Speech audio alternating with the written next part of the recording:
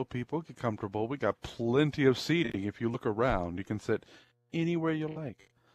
Or stand against the barricade, which that's where all the action is. Our seats have padding. Yes, they're cushiony. And hopefully come January 1, if proceeds from the concession stand go well, they will be heated. We will have heated seating. Could you imagine? It's mid-January, it's 17 degrees below zero outside, and you come in to the DCWF arena, and you sit down in a chair, and all of a sudden, it starts to warm your ass up. That's how we feel about our fans. That's how we feel about the people that come to the DCWF shows. We want you to have warm asses. Absolutely. We would like your rear ends to be a toasty 67 degrees at all times. We've got 4 minutes to go. And how many weeks away are we from Blizzard? I tend to forget that. We are 2 weeks away from Blizzard, yes. December 20th, just before Christmas. Get your holiday shit off and come to Blizzard. That's right. Yes, no need to go shopping that day. You are booked solid for quite a while, actually, quite a while. There's so much happening in Blizzard, we can't exactly go over it in just one go. We don't have the time for that.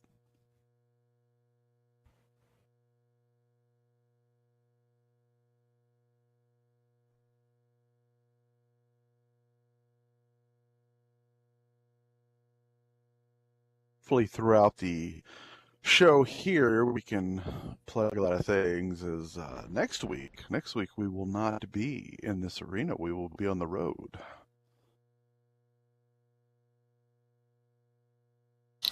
On the road again.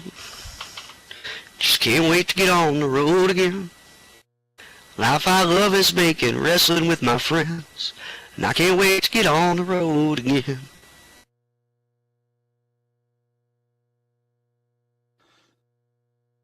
Actually, there are a few wrestlers in the back that we may have to put into cages just because they don't travel well with others.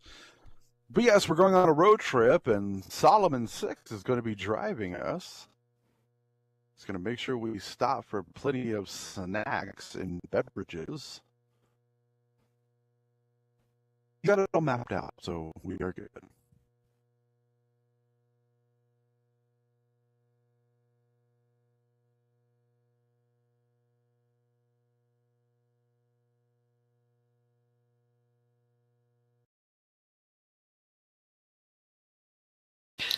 Just so everybody knows, I am totally using the RCOH right now, provided by Camera Kitty, and so when you go to watch this on Facebook, if it gets you high, it's completely my fault. No.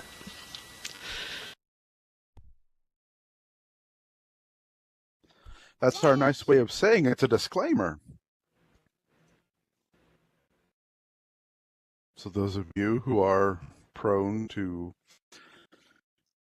aneurysms, please watch at your own discretion. Or rewatch, since you're here right now. You can watch it all over again. You can watch it all over again in numbers vision from the bull camp. Sounds like there should be kaleidoscope action involved in that. Less than 1 minute to go.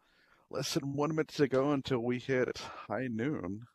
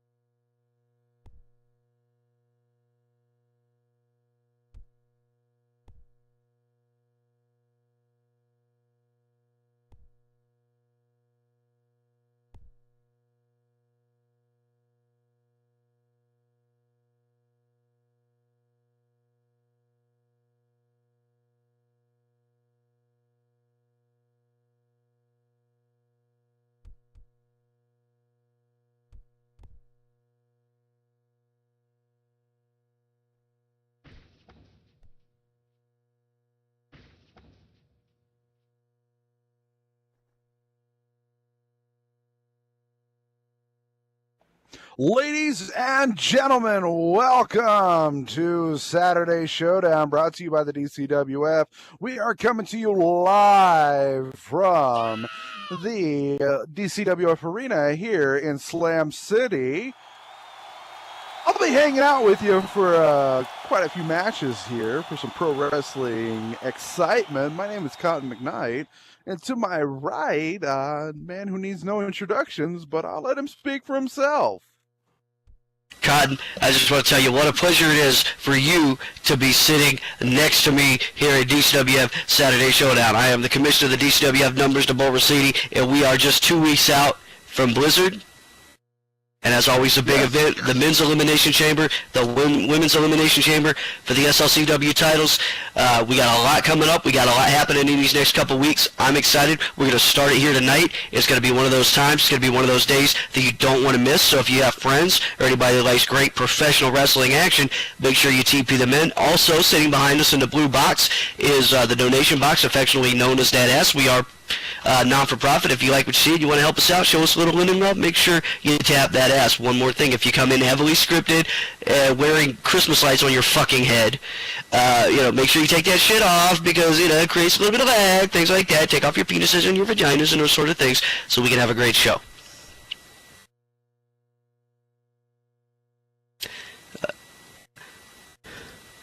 Oh, my.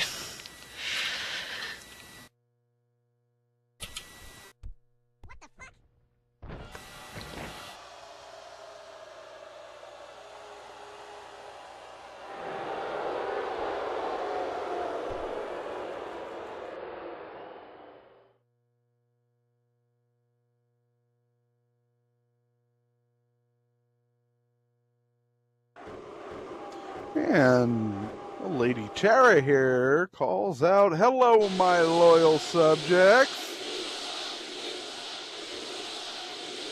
Tonight I thought I would grace you with my presence and show you all how wonderful I look." And when is that going to happen?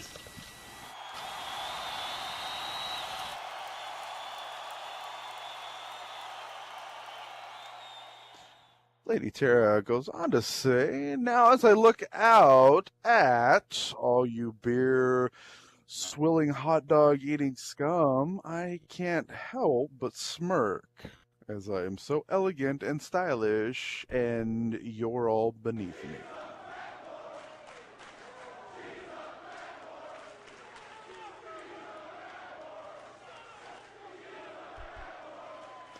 "I haven't been booked tonight because there's no one worthy of facing me."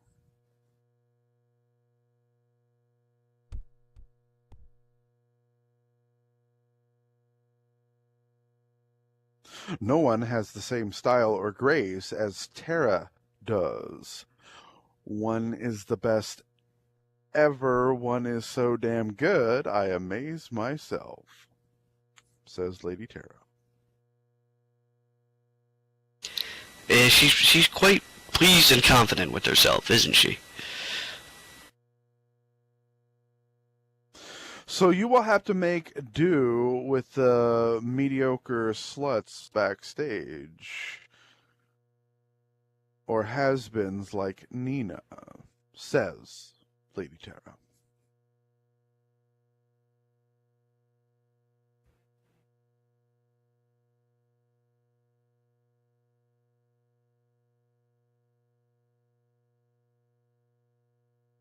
Oh, looks like somebody has something to say about this. Who could it be?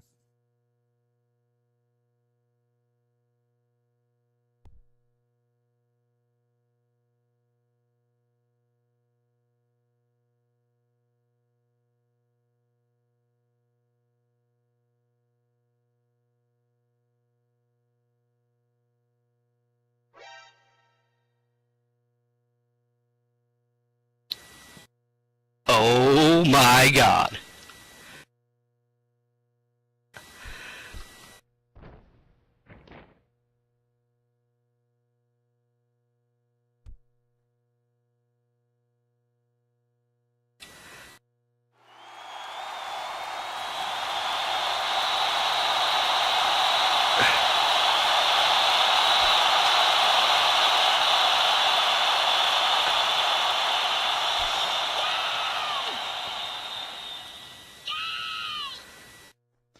Ladies and gentlemen, Gary Dinamore. Lady Tara saying, wait, I am not booked. Numbers tell her. And Carrie replying with tough shit.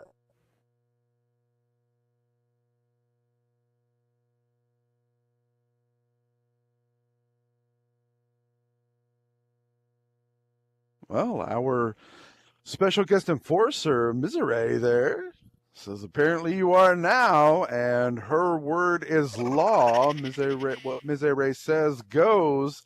Looks like this one is indeed going to happen. Wow, Lady Tara actually had the nerve to say, listen, Carrie, go backstage before I have to hurt you. I don't know how I'm going to feel about that one. There's the bell, and Carrie Dinamore says, oh, hell yeah, hurt me good.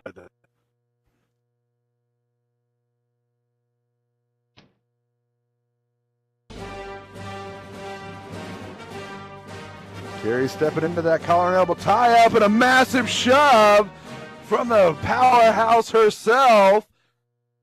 This little flexing action just showing Lady Tara who's in control here. Lady Tara calling for a timeout. Let's go to the ref on that one. Yeah, I see that one happening.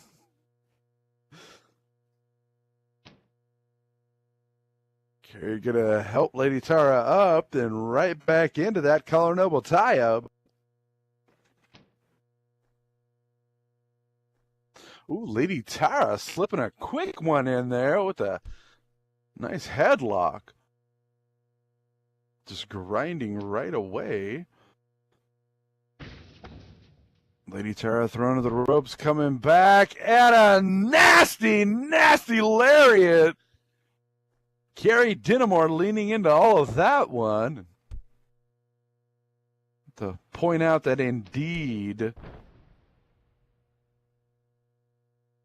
Heidi the Model Himmel, the DCWF Women's Champion, is here at ringside. And another lariat followed by a spine buster, and Lady Tara is down while Carrie Dinamore beats her chest in there like the beast she is. Hey, you know, I got sit back in for a minute, but the last thing I saw was Carrie Dinamore walking down the ramp. Unbelievable. She's back here in the DCWF, former DCWF Women's Champion, former DCWF Tag Team Champion. Hey, horses, champions return here. I cannot believe she is back. That she is and in control, but a little distraction from Heidi now has Carrie turning her back on Lady Tara. Perhaps Carrie forgot about that you do not turn your back on her. Lady Tara hooks the head, and the break-a-bitch connects.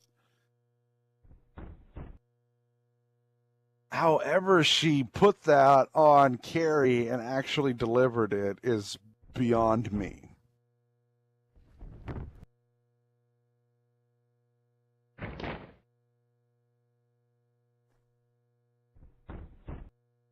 Lady Tara going for the pin, but only on a one count, as Misery saw that Carrie's feet are under the ropes. Had to stop that count. And now blatantly choking Carrie right in front of the ref. Lady Tara telling her to count it.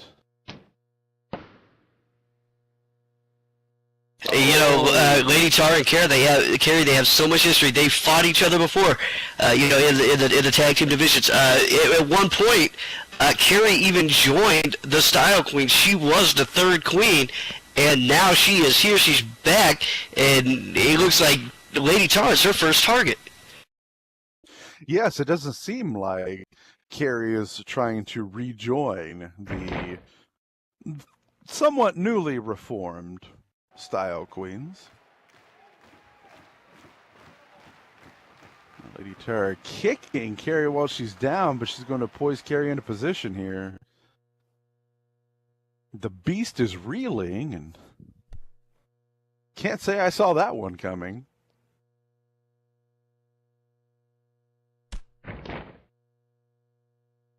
Carrie going to shove Lady Tara away from her, get some distance, coming in, and a nice shot right to the bottom of the sternum there. Going to come off the ropes, and oh no! Heidi grabbing Carrie's foot.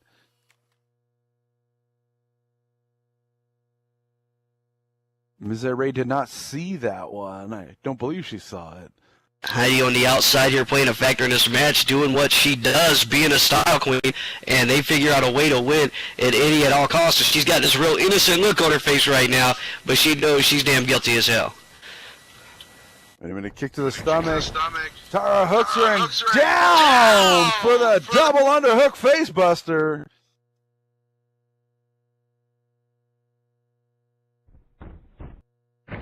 And I didn't think I'd ever be seeing this. The Beast has actually been put down. But let's find out for how long as Lady Tara kicks Carrie while she's down. Carrie barely moving in there. Lady Tara going wisely for that pin.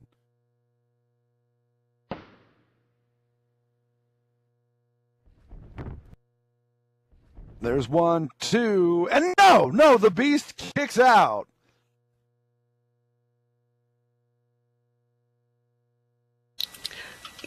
Tara trying to argue the count, but there's no arguing. Ray's playing it straight down the middle. And, and probably Miss A. Ray's got some of her own issues, with Lady Tara, but she doesn't seem to be showing them here as she's refereeing this first match. That I have to agree with. Ms. Ray is being very, very fair. Even though Lady Tara is not. And did Lady Tara just smack Carrie? Now, ladies and gentlemen, please put that on your list of things to never do. You never smack Carrie Dinamore. And beating the chest, the Beast is angry, the Beast is roaring, and Lady Tara is smiling and waving.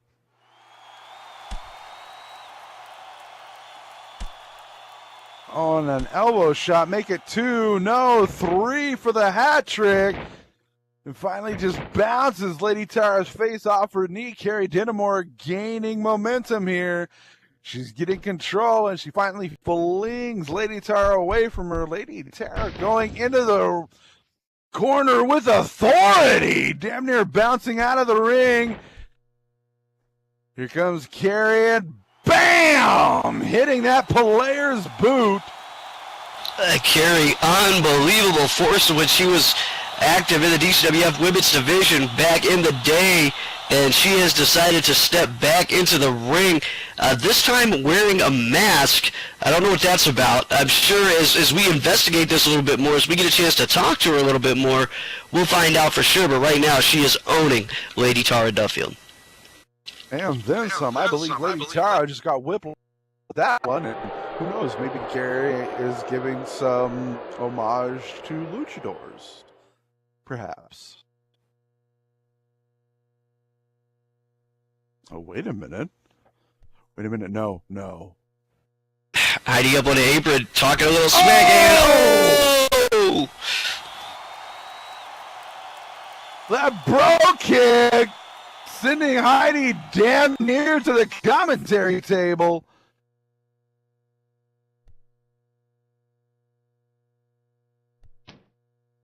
The champ is down, and Lady Tara out of nowhere with an eye rake, somehow getting her claws in under that mask somehow. Wait a minute! Oh, nice! Carrie catches her with a suplex, just planting Lady Tara to the mat. And Carrie taking Lady Tara, no, it's a bad idea to show her back.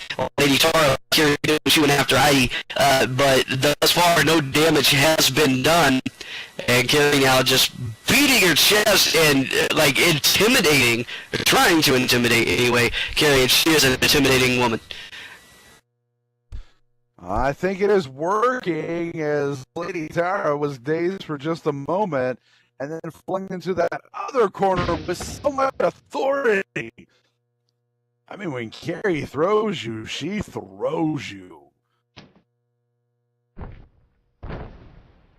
Oh, on the shoulders and down. Shades of a Death Valley drop there from the corner. Carrie is Comes a pin. Only a 2 count as Tara manages to get that shoulder up.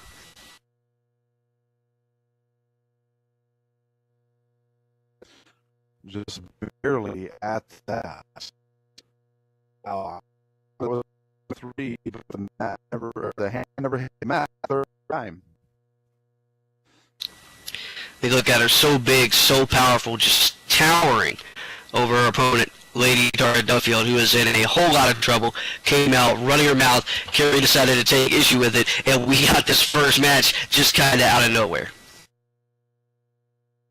Absolutely. And wait a minute. She's up. She's up into the, what do I call that? Do I call that the torture rack or the bull's horse? Well, everybody wants we'll call it the whatever.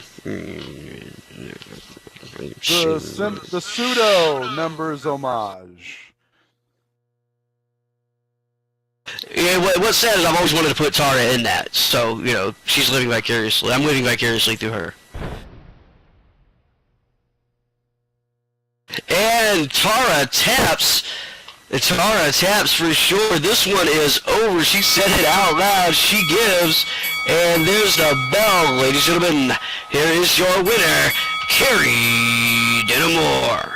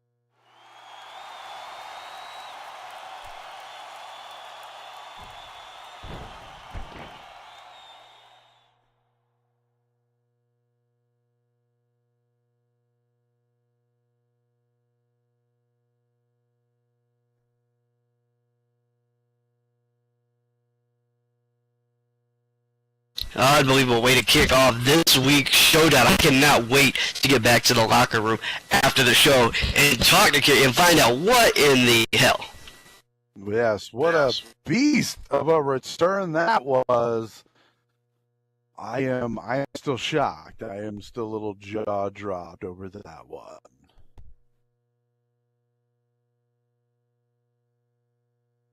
Well, folks, that was, yes, indeed. Carrie Dinamore is back. One way to excite things up, just 2 weeks, 14 days away from Blizzard. And I am just, did you see this coming? I mean, did you talk to Carrie? Did you sign her? You know, I don't know anything.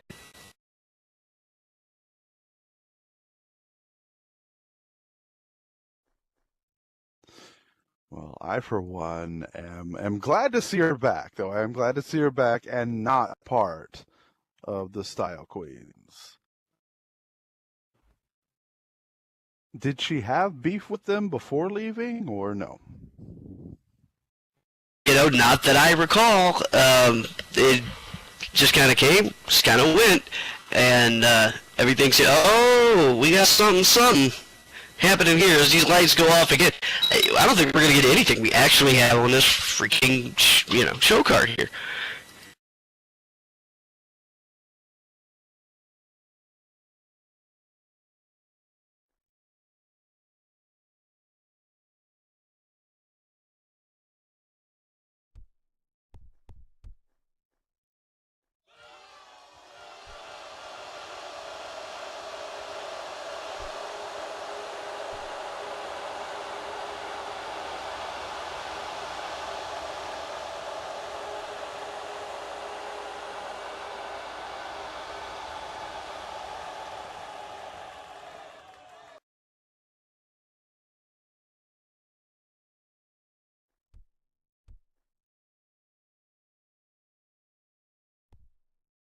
All right. Nikki Rocks, the head of the Diamonds division, says, thank you.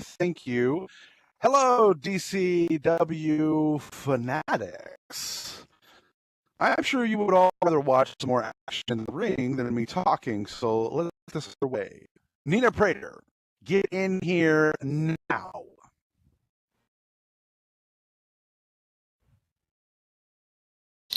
And there she is, the head of the DCWF Women's Division, calling down Nina Prater, who is, quit as of late, who's just decided she is done in the ring, doesn't want anything to do with it anymore.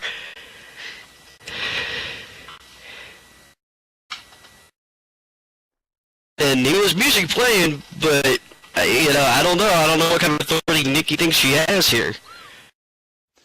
Well, she is the head of the Diamonds. Oh, wait, Nikki says, cut that crap now. Shut it off. She can walk up here to nothing since she isn't a wrestler anymore.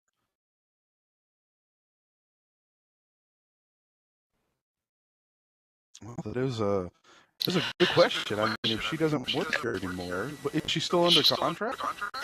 No, definitely not under contract anymore, but,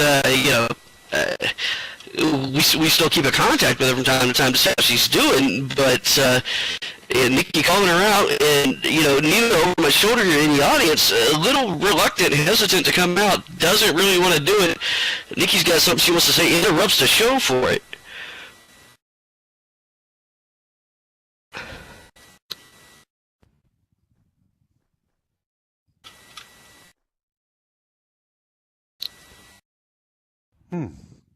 Well, I'll be.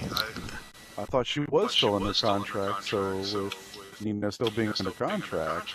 Well, apparently, according to some information I'm getting, she still is. She's still under contract, even though she's trying to avoid this particular situation here. We got that all cleared up, but I don't know. I don't know what Nikki's got going on.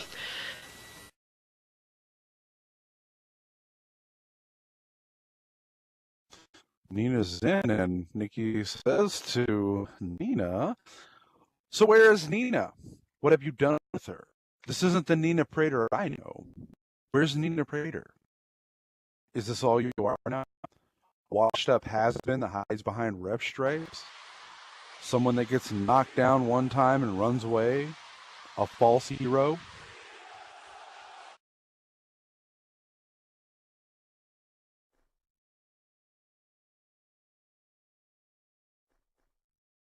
Nina has in recent weeks stepped out of competition to just ref, trying to put it all behind her. But Nina's taking a mic. This is about to get good.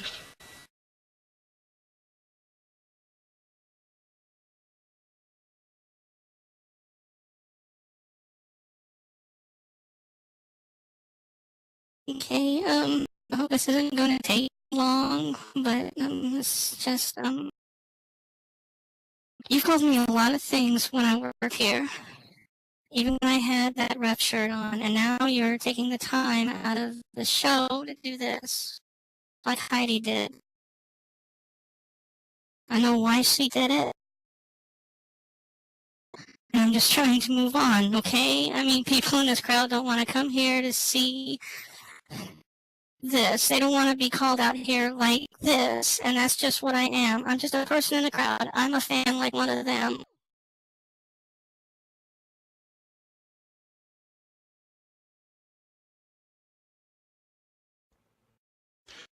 Your response with, I reviewed your contract. I did when you started this whole ref fiasco. You are under contract to work for DCWF. I can make you a janitor. I can make you my personal assistant. I can send you home so you can sit on your ass and rot away like the loser you are. I don't think that is what you really want, though.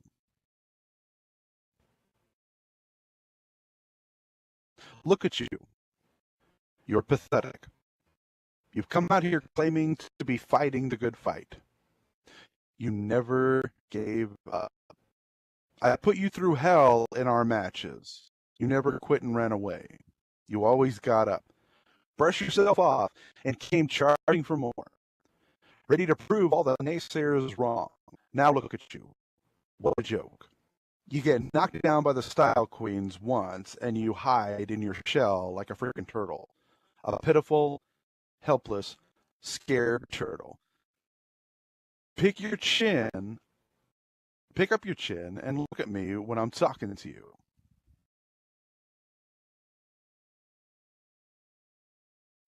Where's the fighter that pushed me to my limits? Is it gone? All that's left is this deplorable excuse of what's left of you. A quitter that runs to hide behind ref stripes. And then when you can't handle that, you make public display of just how worthless you are. You grab a mic and whine about how everyone is cheating and you can't handle even reffing anymore. You gave up and submitted to it all. Now you want to retire? And Nikki is poking Nina in the chest with that finger, just pushing her back into the corner.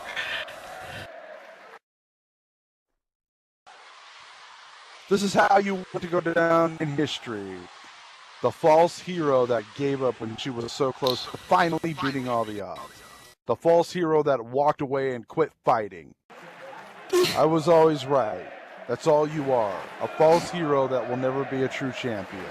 A fearful, mediocre at best, frail flop. Stop. Stop it. Stop.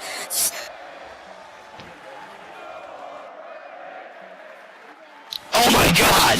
Oh my God! Just stop it. Stop it. Take your own device and just shut your mouth.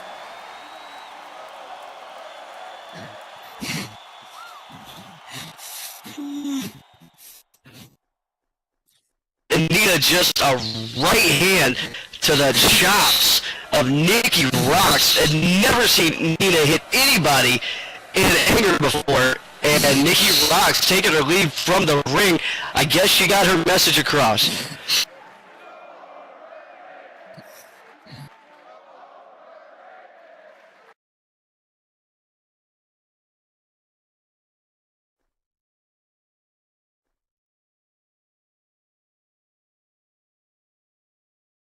Wow. I am just...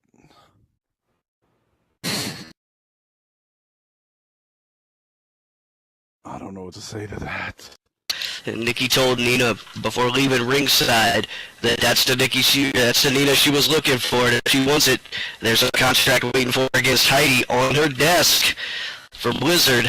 I don't know if Nina's going to sign it or not. She's got some soul searching to do.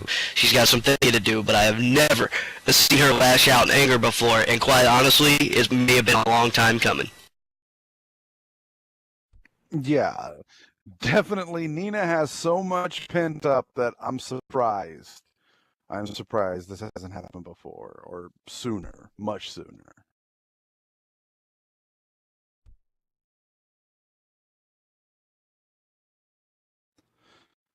Well, we will see how this develops and the response of the Lone Star Lady to Nikki's offer of sorts. Well, keep tuned to the DCWF and keep tuned to the Facebook page. Like us on Facebook, find out what the hell is going on. We got a lot of stuff to get to the bottom of it. We're only a half hour into the show. Yes, we are. So let's keep this one going if everybody's ready, and we can get an official officiator out here.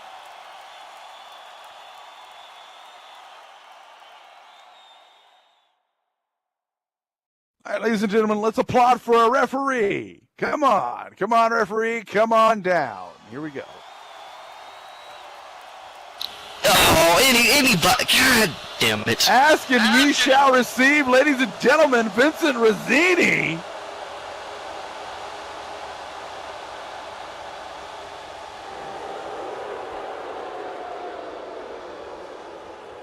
The man who watched the birth of refereeing. All right, now that we got a referee, ladies and gentlemen, this next match is scheduled for one fall. Coming to us from Aldershot England, weighing 230 pounds. Ladies and gentlemen, he is the General, Pietro Shelford.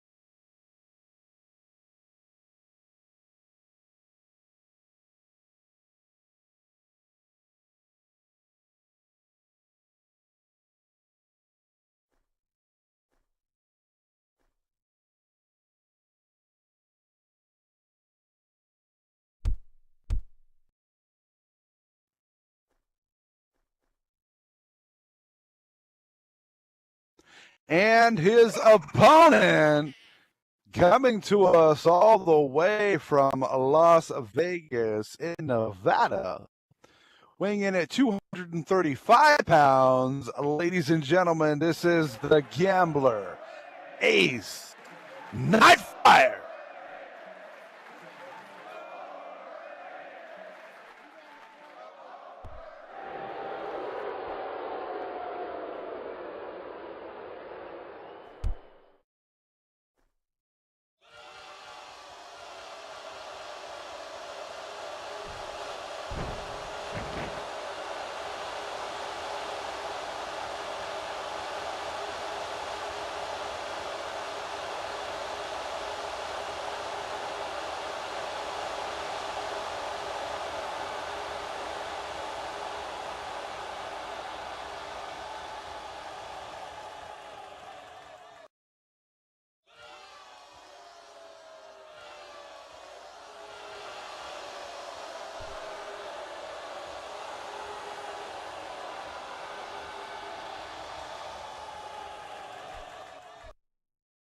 Well, folks, initially, Mr. SFL Wade Bonds was scheduled for this matchup, but it seems that last minute Ace decided to slip in here, and he's wearing a football jersey, so I guess that counts. he's got a football jersey and some little shoulder pads on, apparently mocking Wade, who beat him out a couple weeks ago for a spot in the chamber. And Wade's always been kind of a thorn in Ace's side. The crowd gets behind Wade and never really gets behind Ace, and Ace kind of throwing a middle finger up to this crowd as well. Ooh, nice, powerful shove from Ace there as he's taking out some of his anger and aggression that you just touched base on there. Basically the tip of the Wadeberg, if you will, to what Ace and Wade Bonds have been going at each other for years now, and just no love between the two. No love at all. Oh, Ace flipping the General over there. And I'm still, yes, he does have little shoulder pads, ladies and gentlemen. If you look closely, he has like Kathleen Turner shoulder pads happening right there. Kicking the General while the General's down. Ace Nightfire in control here. Ace Nightfire, former DCWF World Heavyweight Champion, Pietro Shelford, former DCWF World Heavyweight Champion, both looking to get back into that limelight. And, in order to do it, they're going to have to go through each other. But I'm still kind of in awe of Ace's choice of attire here today. Yes, and he just slid the tiny shoulder pads and jersey over his regular attire as both men exchange kicks to the stomach. Oh, and a drop kick from Ace to the midsection of the General, putting the General down. Now we're going to go for a pinfall here. There is pin attempt. Only a 1. And the General gets the shoulder up rather quickly. Now, ladies and gentlemen, we're actually looking at basically the year of 2013 for the DCWF. Ace Nightfire coming in to 2013 as the champion, and the General holding the DCWF championship as 2013 departed. Couple of chops from the General.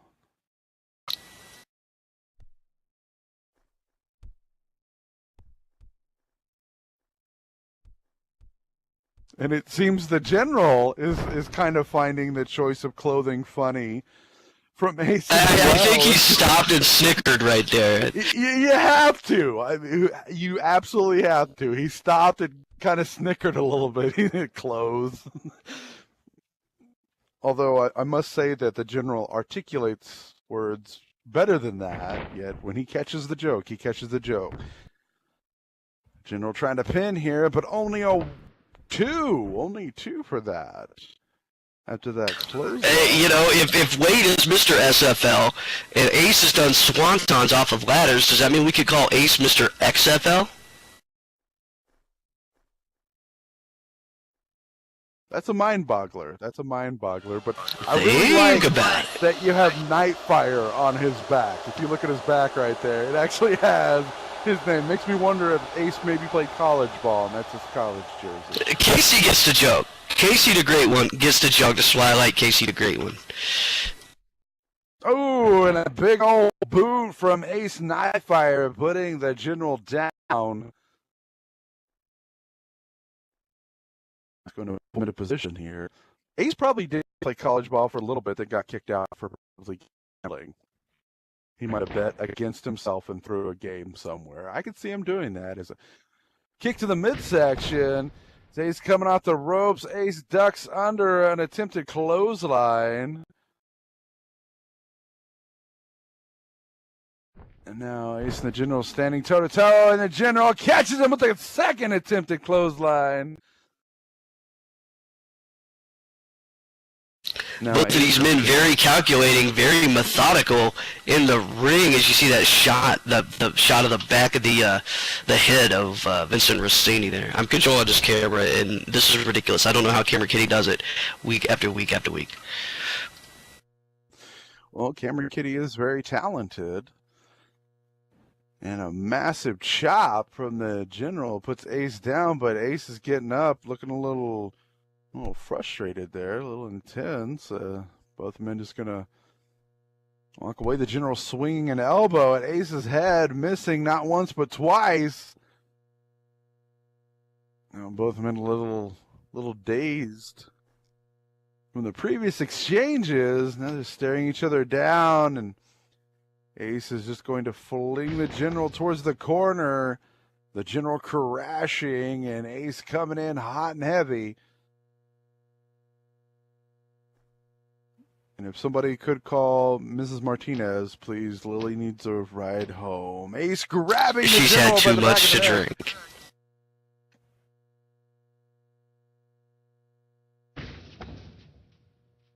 Oh, now Ace is grabbing the ropes and driving a shoulder right into the midsection of the General. I wonder if that's an homage to the quarterback sack.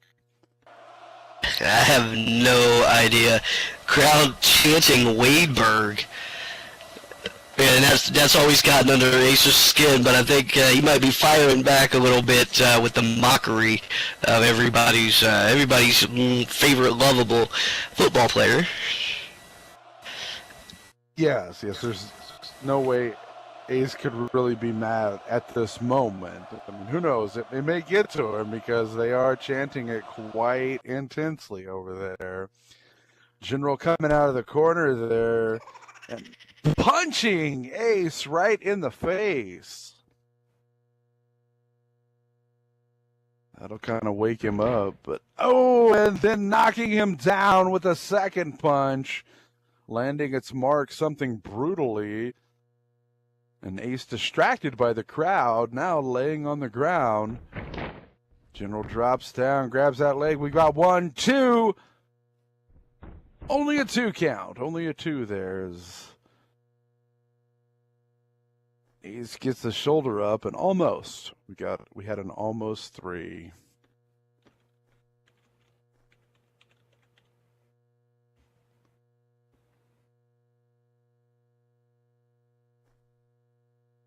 I don't know, the general giving an order to the ref, and the ref not taking. And now Pietro with an eye rake.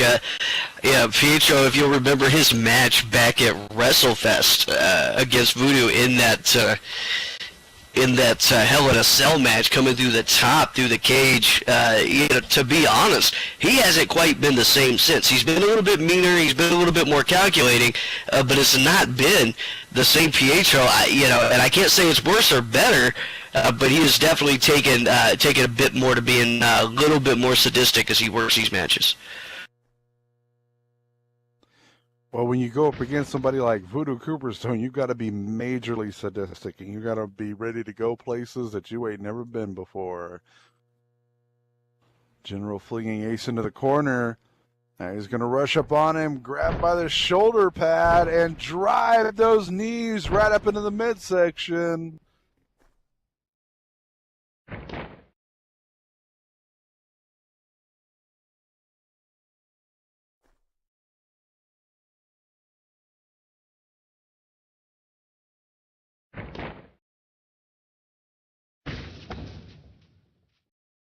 Oh, the general planting boot to throat and now standing on Ace.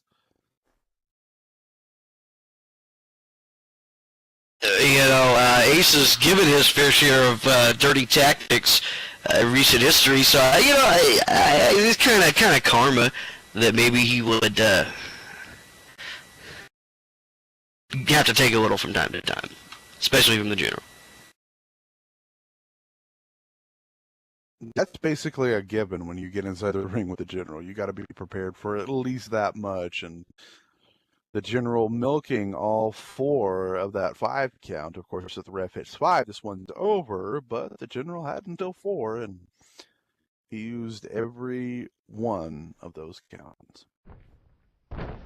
Now he steps up and angrily throws the arm. Nice clothesline, taking the general down.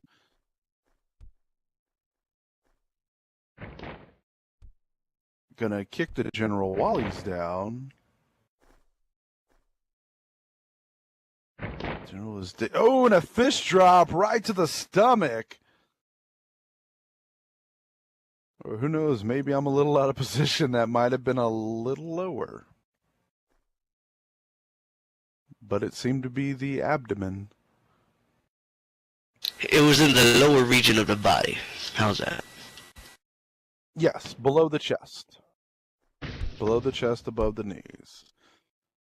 The general slips out to the apron there, gonna catch his breath. Now he comes back in.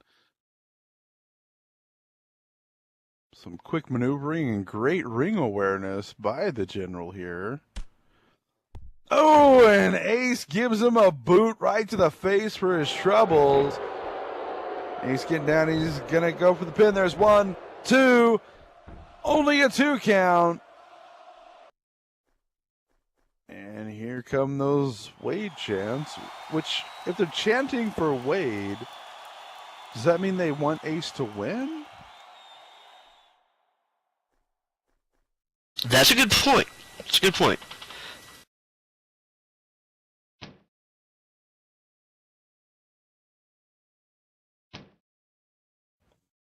Now both men exchanging punches. Actually, to correct myself, the general sent a chop in and then Ace punch. Now Ace with a chop. Little tit for tat, no pun intended. You said tit.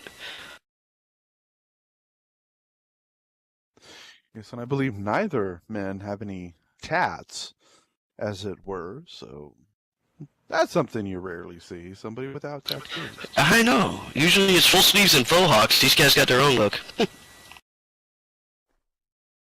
Oh, and Ace with the cutter, just swinging neck breaker in the pin. There it is. That was not the cutter. It's hard to tell sometimes. He slips it out of nowhere. 2 count only as Pietro gets that shoulder up. And apparently one of them sucks dick. I don't know who. I am not going to request that the person, elaborate on that. Just leave it at that, Solomon. Just leave it at that. We don't need any specifics.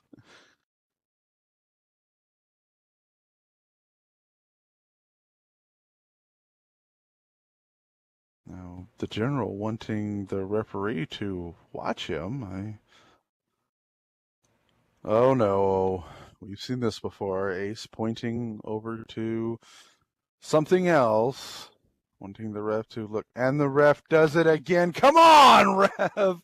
Oh, and Ace taking advantage of that obvious distraction and raking the eyes. He's grabbing him in a bear hug, then a belly-to-belly suplex, planting the general to the mat.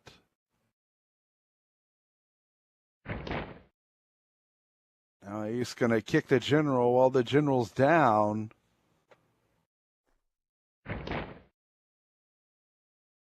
Oh, we got a pin attempt here. There's 1, 2,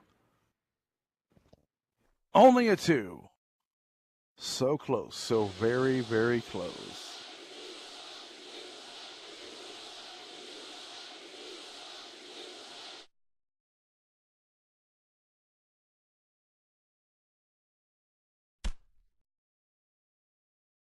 Oh, and the general giving a bell clap, smacking both ears at the same time. Now the general with an eye rake of his own. Gonna kick Ace in the abdomen, and then the referee is checking the... Oh, and a DDT! Crashing Ace to the mat. Finish him. The general going to poise Ace into position here.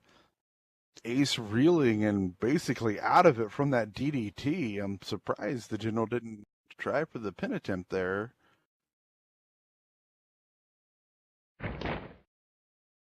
Another kick to the stomach. He hooks him up and down for the dishonorable discharge.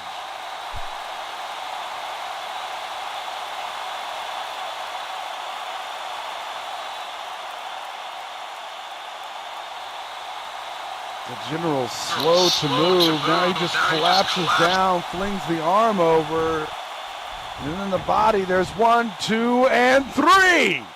Ladies and gentlemen, here is your winner, the General, Pietro Shalford. That dishonorable discharge brought to you by Pinex. If you need to clean your house from top to bottom, get yourself a bottle of Pinex. It's the best thing going today, babe.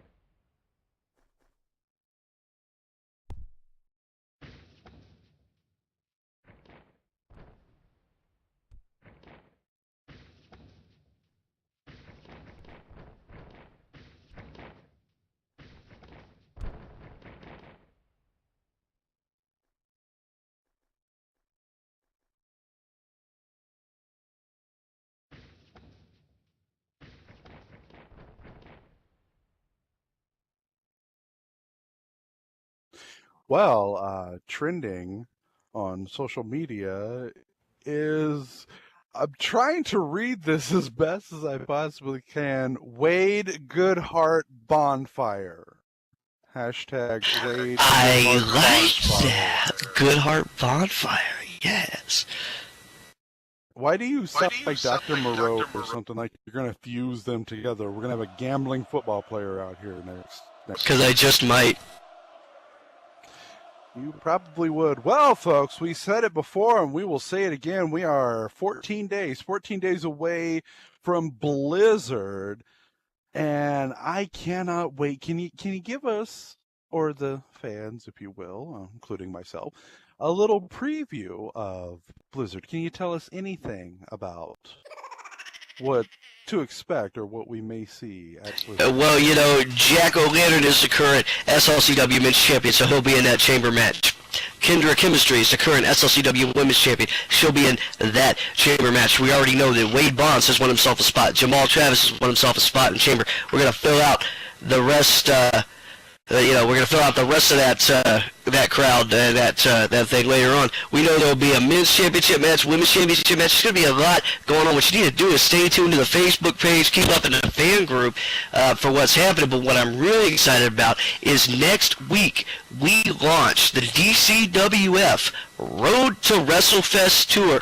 We're going all over the grid again, 8 to 10 different places. We're still nailing down some of the final dates, but we're definitely going to be at Athena, the Damnation MC, Grenadier Airport, Lonsdale Boxing, Custom Classics. We had a great time the last time we were there, and we're going to be back in action as well. If you don't remember where that is, we did Give Back 2 there a couple years ago, and it was a great time, great people over there. We're all over the grid for the Road to WrestleFest Tour. It starts Saturday and does not end until the Saturday before WrestleFest. We're going to be out all over the place. WrestleFest last year, the most attended event in Second Life Wrestling, 97 avatars. We want to fill this thing up with 100 this year, and we're taking the show to the people. Yes, we are. So, folks, if you are not part of the DCWF fan group, go ahead and shout that out now and get involved so you can know the latest happenings going on in and around the DCWF, along with landmarks and teleportation options to get to these places. Now, for Blizzard, will we be back here in this arena? We're definitely going to be back here for Blizzard on the 20th. We don't want to do that anywhere else, but right here in this arena. The elimination chambers have been built. They're looking good. They're sexy. They're ready to go. I'm excited about it. I'm excited about this tour. I'm excited about everything that's going on at the DCWF. Absolutely. I cannot wait. I had seen the last Lonsdale boxing show that we did there, and it was a great show. So again, folks, make certain you stay tuned and informed to the DCWF.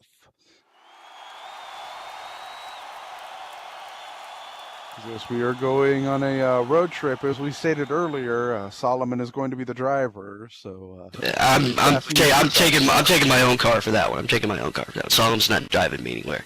It's not happening. That might be yeah. And folks, if you want to see both of these great pay-per-views, if you want to see Blizzard and WrestleFest, they're going to be broadcast live on the DCWF network for free.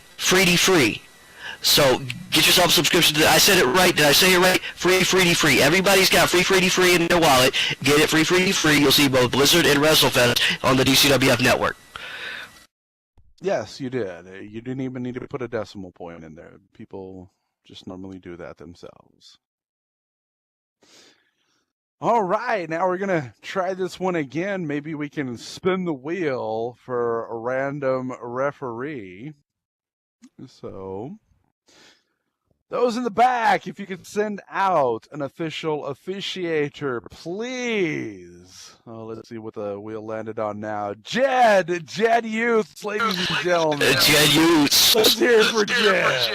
And here at the DCWF, we don't beat up on the Utes. We don't hurt the Utes. We treat the Utes like they should be treated.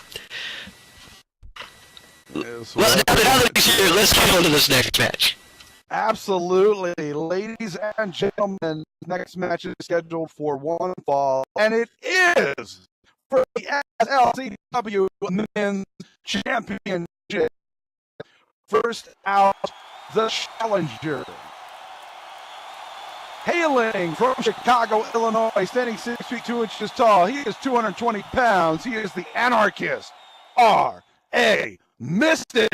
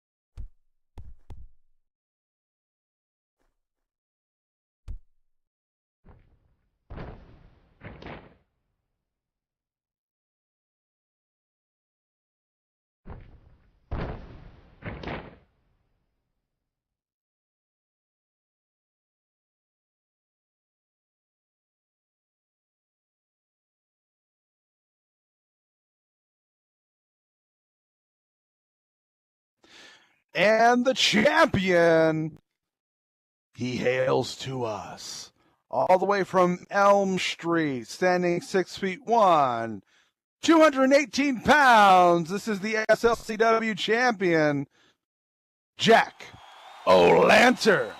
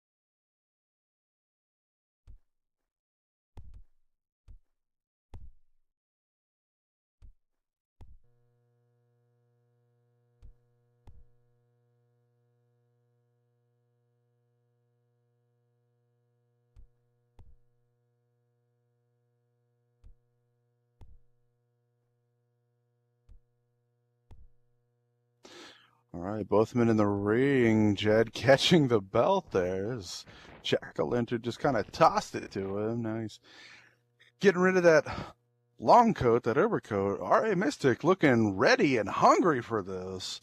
Let's hope he is, as the ref is about to get this one going, and Jack O'Lantern just disturbingly smiling over at R.A. Mystic.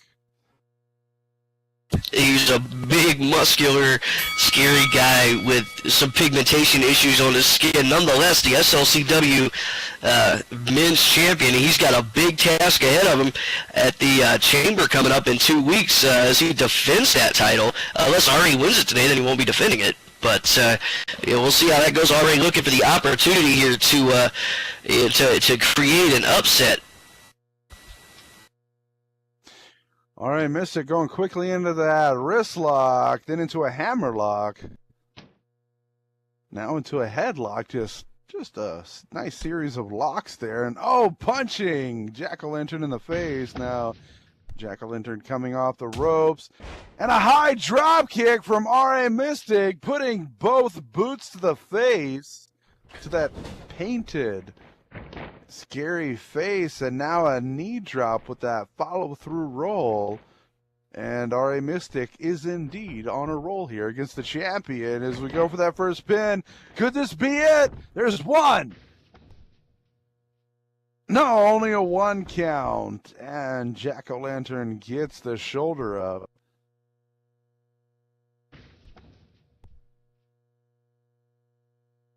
R.A. Mystic poising Jack O'Lantern into position here. Just kind of shoving him back towards the ropes, but Jack O'Lantern kind of shoving himself back. Now, R.A. picks him up and flings him into the corner. Jack O'Lantern crashing back there. Here we go. Here comes R.A. And no! Jack O'Lantern slips forward and catches him with that drop toe hold, bouncing his face off the bottom turnbuckle. And now the champion looks to try to regain some control here to build himself some momentum. Yeah, already kind of telegraphing that a little bit, and Jago able to capitalize. He is definitely the SLCW men's champion for a reason. He's pretty much beaten and bloodied anybody who stepped in the ring with him from the top down. He's got a bright future here in the DCWF, taking on any and all comers. Hasn't backed away from a challenge yet. This guy scares the shit out of me, but he's so much fun to watch.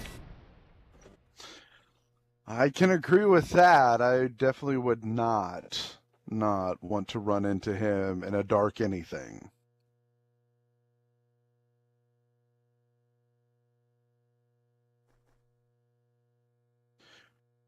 Now Jack O'Lantern poising R.A. into position here. R.A. was trying to call for some help from the referee. The ref didn't see it. Now Jack O'Lantern with a knee to the stomach. Jack O'Lantern coming off the rope. Going for that. No! R.A. Mystic was trying to go for a spine buster, but Jack O'Lantern hit that unlucky 13th. And now R.A. Mystic is just out of it. Champion hooks the leg for the pin. There's 1, 2. No! I missed it, kicked out of the unlucky 13th.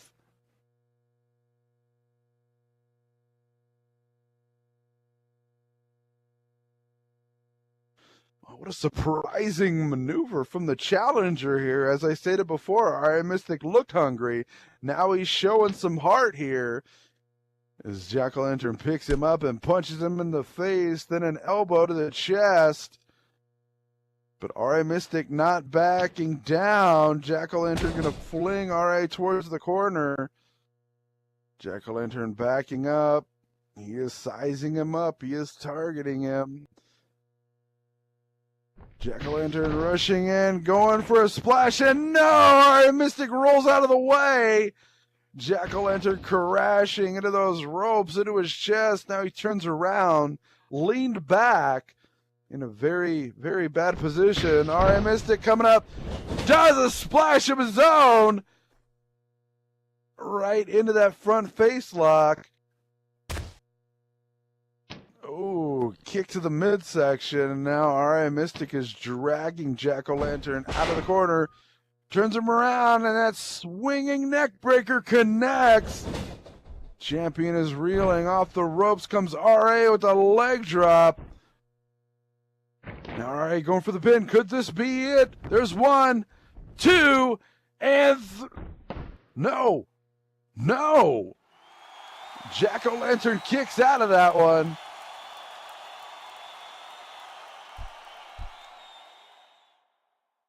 R.A. Mystic quite surprised by that, but he's still going to keep going as he climbs up to the top. Off the top rope. No, Jacko gets out of the way. Sorry, I had to call out with myself. Good Lord. Jacko gets out of the way. R.A. Mystic coming up nil on the bottom of that mat. He's getting nothing but canvas on that one, and Jack-o'-lantern's going to kick R.A. while he's down. Looks like R.A. hurt his arm.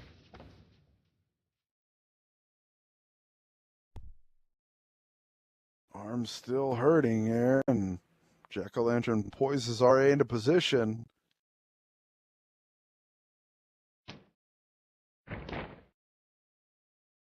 Oh no, Jack-o'-lantern smelling blood in the water with that hurt arm, and Jack-o'-lantern hits that spider twist. One of R.A.'s moves. And look at Jack-o'-lantern cranking away on that. I don't see how R.A. Mystic is not tapping to this. Jack-o'-lantern is just grinding, cranking, and wrenching on that arm. Jad asking if R.A. Mystic is going to stay in this one. And R.A. desperately trying to touch the ropes with his foot. If he touches that rope, he will get a rope break. And now R.A. Mystic digging his heels in and dragging both himself and Jack-o'-lantern towards the ropes. Wait a minute. It sounded like he got it. And he did. R.A. Mystic got the ropes. Referee calls for the rope break, and now here comes that count. There's 1.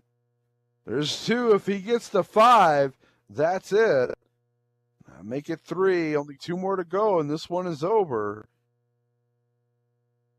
Now Jack-o'-lantern lets go of it, and yeah, he held on to it till the last possible moment, and good Lord, R.A. Mystic finding himself in a little bit of trouble here.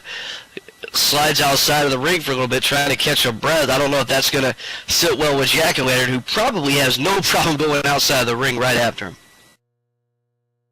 Absolutely not. I mean, you would think somebody like Jack-o'-lantern, he's quite a fan of the chase. He does like to chase or stalk, depends upon your perspective. Mystic getting out of the ring now. He's climbing up onto the apron.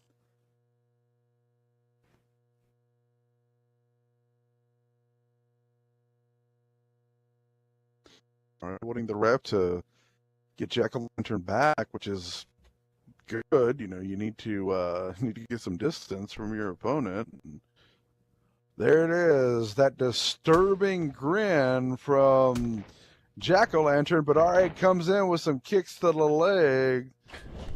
And now a knee to the midsection, then a boot to the midsection, and finally a DDT.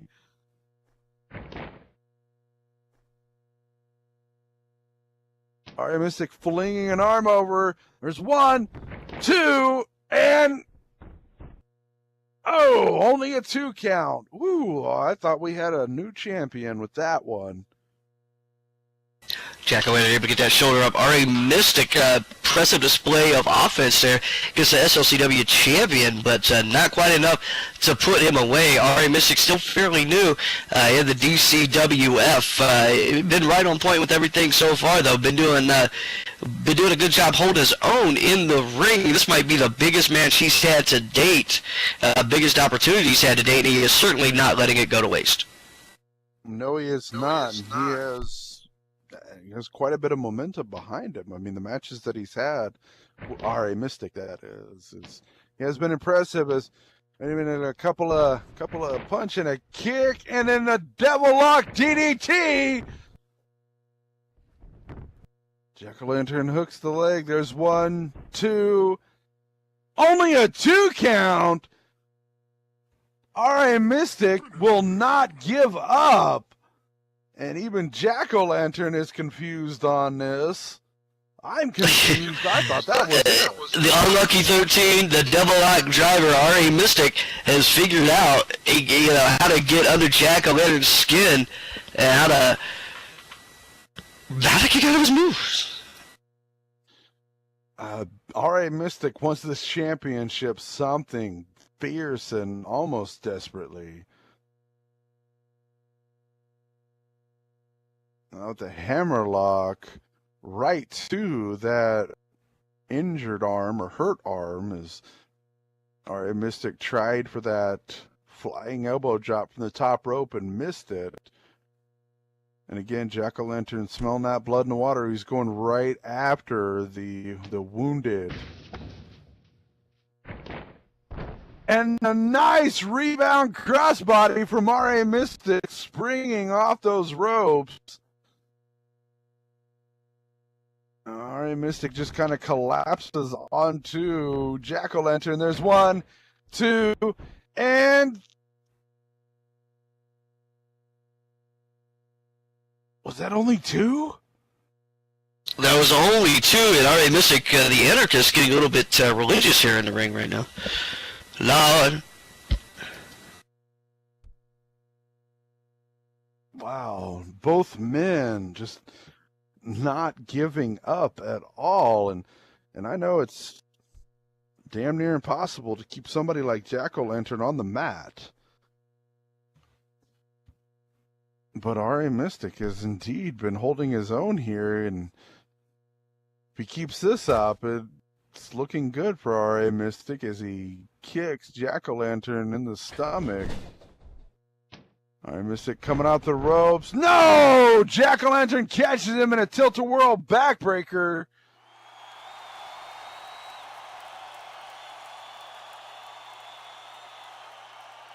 R.A. grabbing his own lower back, and R.A. slides out of the ring, I guess, to catch his breath.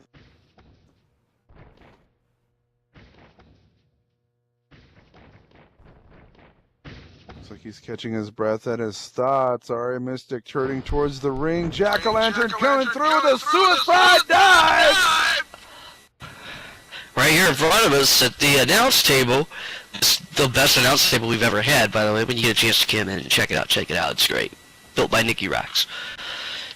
Suicide dive from Jack-O-Lantern. We're not sure if he's alive anyway, so is it really suicide? Possibly not, but it is kamikaze. Maybe we can call it a kamikaze dive. No, actually, no, that's a totally different maneuver. Regardless of what it is, one thing it is indeed effective, as R.A. Mystic is just a crumpled heap on the outside here, and You were right earlier. Jack-o'-lantern has zero problem coming right after RA as a... Now RA is fighting back with some punches and kicks of his own. RA shoving Jack-o'-lantern onto the apron of the ring. RA actually using Jack-o'-lantern's feet to set him up on that second rope there.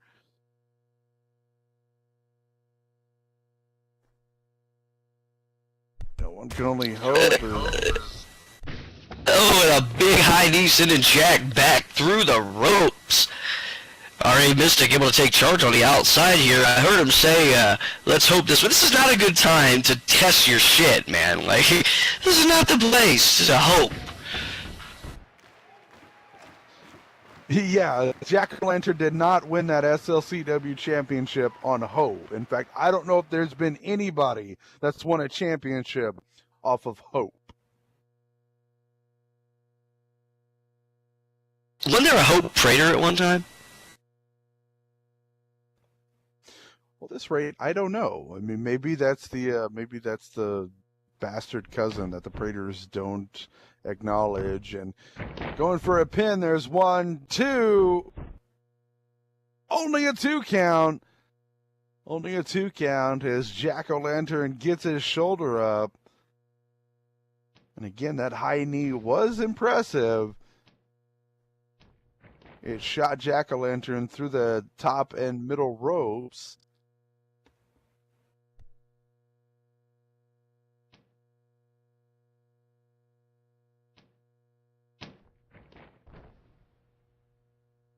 Lantern fighting back here to punch R.A. Mystic right in the face, and another punch. R.A. Mystic was one to end it, but European uppercut says no, this one is not ending. At least not ending in R.A.'s favor for the moment. However, he's done so great that we just gotta watch R.A. Mystic. I mean, one more series of maneuvers, and he could have the SLCW Men's Championship. But with Jack-o'-lantern poised like that, ready to pounce, R.A. Mystic a little dazed, kind of out of it. Jack-o'-lantern hooks the arms, and no! The carving knife connects! And the only thing Jack can do is collapse on top of him. There's 1, 2, and 3!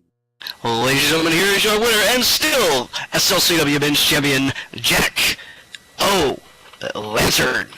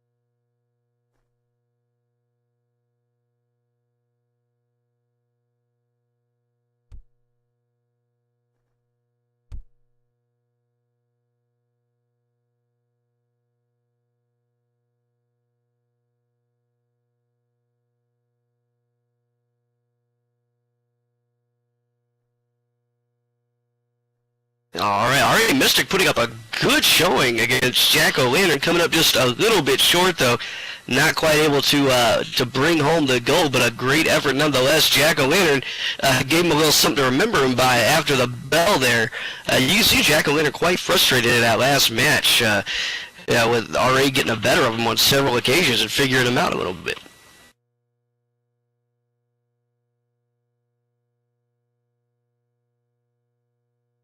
All right, folks, once again, we still got a couple great matches for you, so if you want to TP in your friends, TP in your enemies, anybody who likes great professional wrestling, forget about it. That's what we're doing here at the DCWF. We're having a good time. We're doing some professional wrestling.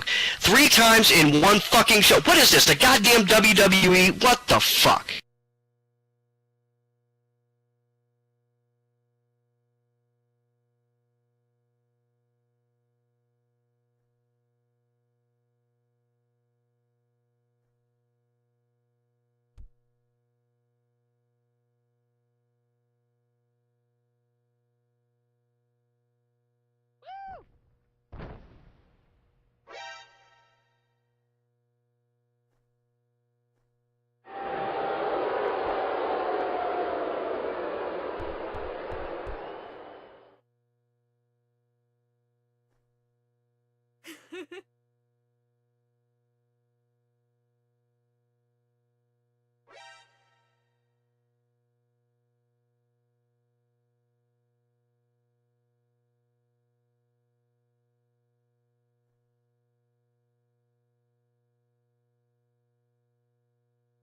Alright, there's a newly crowned SLCW Women's Champion, the showgirl, Kendra Chemistry. Kendra, here at ringside, always fun to look at. Sandra, you with me, or do I gotta do it? Alright, Kendra says, thank you, my fanamies. It's great to be back in Slime City tonight.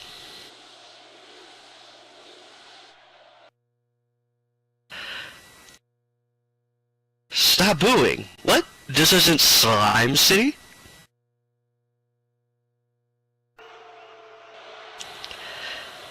Oh, it's Slam City. Well, I blame the stupid production monkeys in the back for not telling me the right place where I am tonight.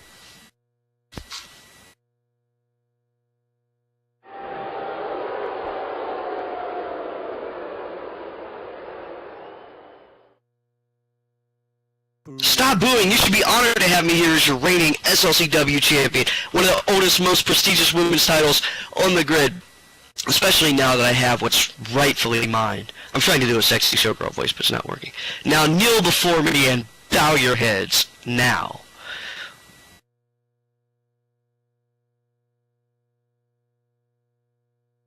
Shut up, you junkie whore!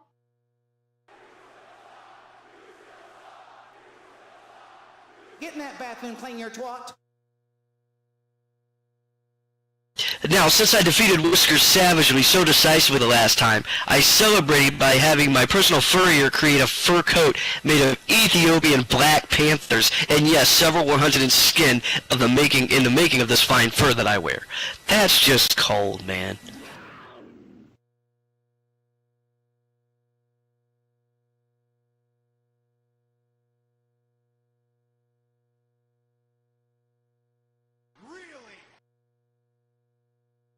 Panthers are white when you scare the color out of them. What the hell?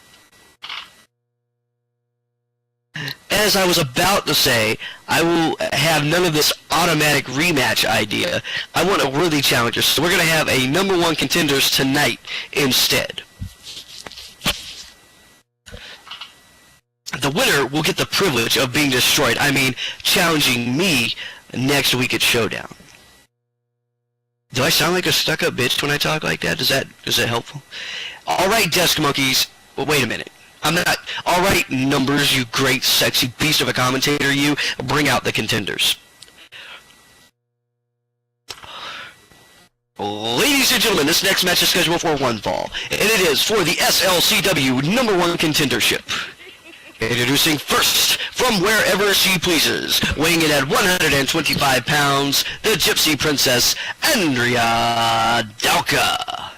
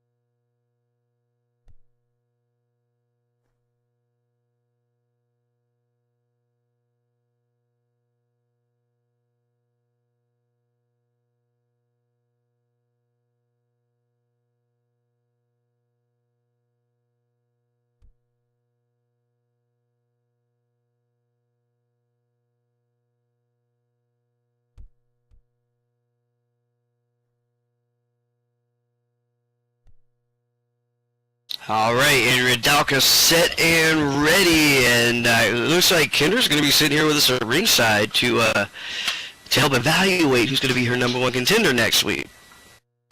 And her opponent from the highlands of Ethiopia, weighing in at 175 pounds, she is Whiskers Savage.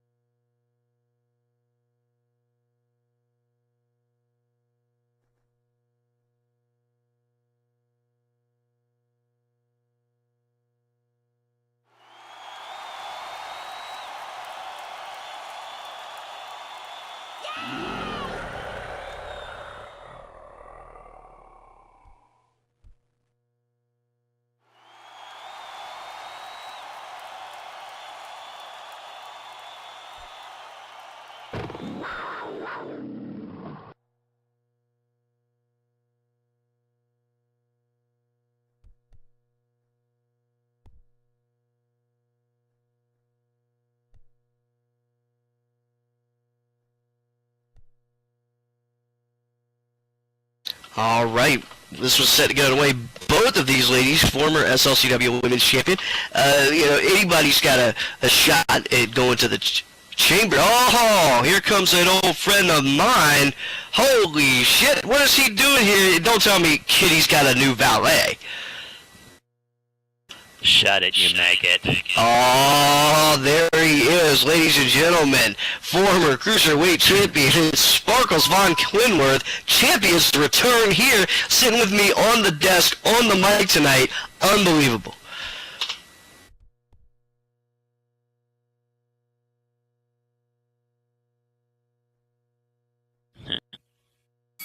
Yes, apparently they had to call me in because you weren't doing a good enough job with their numbers.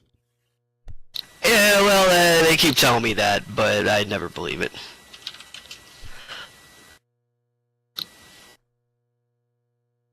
All right, this one's starting off. What? Take that title and shove it. Dang, you don't talk that way to Miss Chemistry now? Rubber fur. And Kitty firing through with a couple clotheslines and straight out of the gate, laying Andrea out.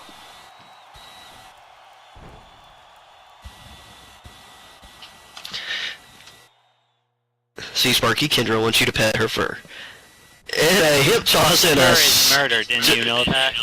And a stomp to the throat that she's now calling the pussyfoot. Oh Lord, really? Do we really need those types of jokes here? I love those type of jokes. Yes, definitely. Now Kitty with Andrea in the corner. Yeah, there you go. Call the match. Woo, it's about time. Kitty with Andrea in the corner just kicking her in the head. Sparky, how you been? I didn't realize that Air Canada had a budget airline. I didn't think you were going to be here today. Well, apparently someone forgot to fuel up my private jet, so there was I had to let go a few staff. Your privates are often ignored as Kitty drags Andrea right to the center of the ring. Whisker Savage on a mission to get that title back, and she wants her number 1 contender shot, and that will be happening next week for the winner of this match here. And a 2 count there by Whisker Savage.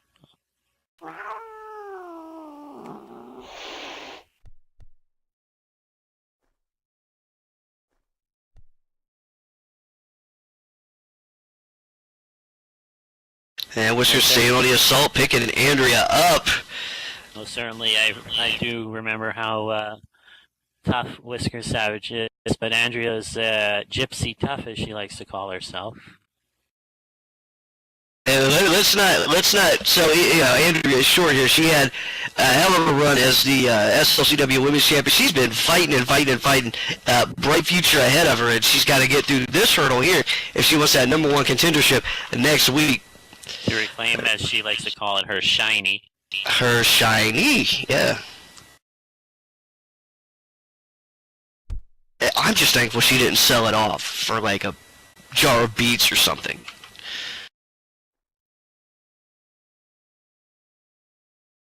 Now both ladies outside of the ring and oh my goodness. And Kitty just bouncing Kendra's head right off the steel steps right there. Well, Andrea, but I would imagine she thinks of it. Andrea's head off the steel steps right there. Yeah, I'm sitting next to a chicken fur with like with a shiny belt. I'm distracted, dude. You know me. Mm-hmm. Yes. All too well, unfortunately, numbers.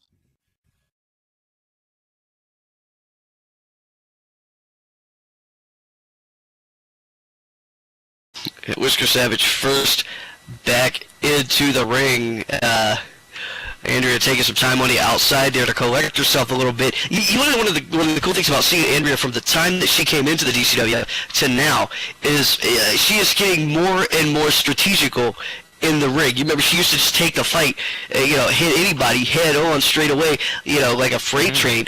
And now now that she's got that down, she's getting more strategical. She's plotting things a little bit. She's got a whole lot more ring awareness, and it's making her very, very tough to contend with.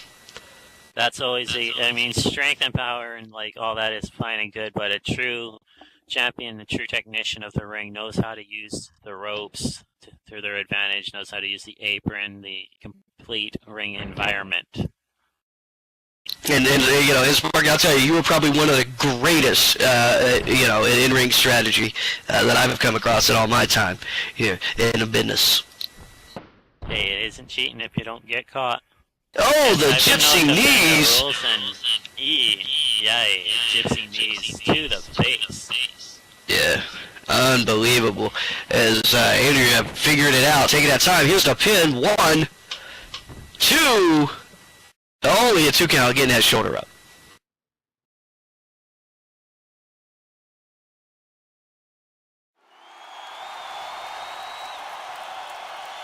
Do I really have to sit beside this harlot? You love harlots and you know it. Not ones that smell like gutter trash, I don't. Hey, gutter trash is an expensive perfume. It's like $45 an ounce, right?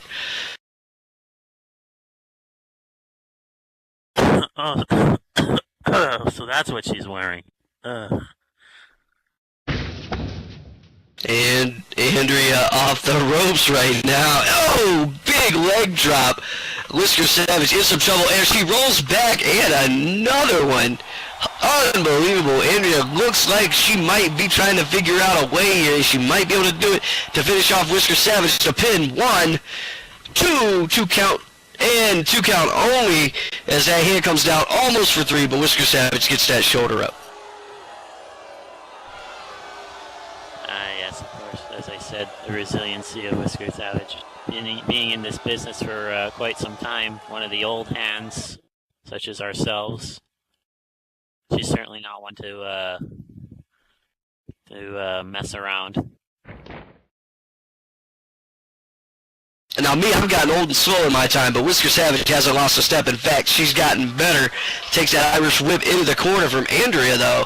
And Andrea Dalka on the chase. No, Kitty firing away with a kick to the gut. She's still got those quick cat-like reflexes, even from the days when we were all young and full of piss and vinegar. You remember those days? And Whisker Savage still fighting the way she used to.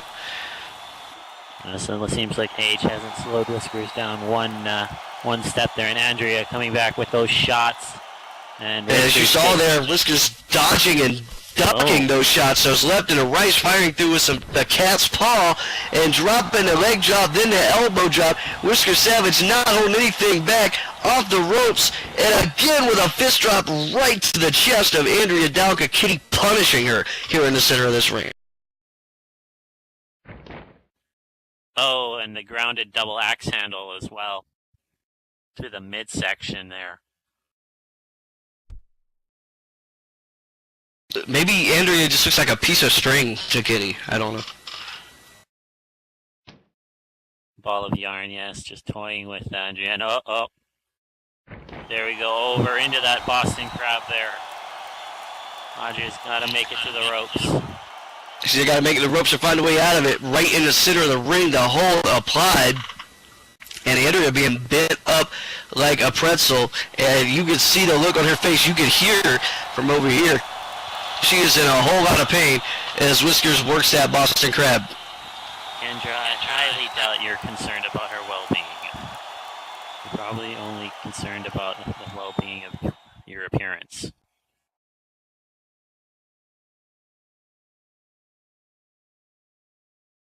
And for God's sakes, can someone get me some air freshener?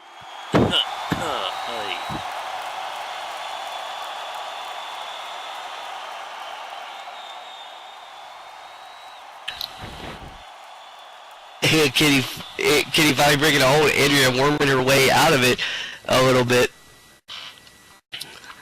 And I think you and Kendra have made a love connection.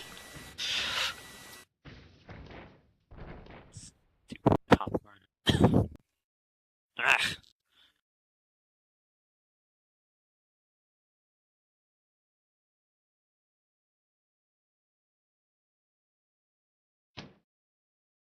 Both women at their feet, Kitty firing through. Oh, and a return of the chops there. Both of them just smacking each other across the chest with that chop. Kendra in with a knee to the gut. And Kendra's sending Kitty away and into the corner. Looked like not quite enough power there. And up. There we go. Throwing her. And oh, another leg drop.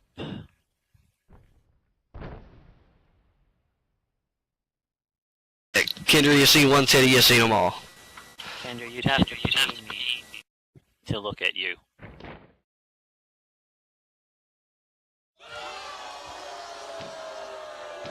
Oh, it's just head bouncing off that turnbuckle. Luckily, it's not exposed. I've been known to expose a turnbuckle or two in my day. The ref doesn't see it. It's all good.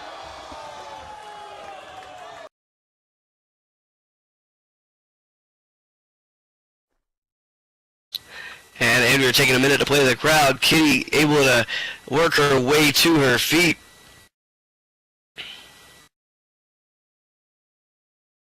Oh, Jesus, Carrie, come on now. I'm trying to commentate, huh?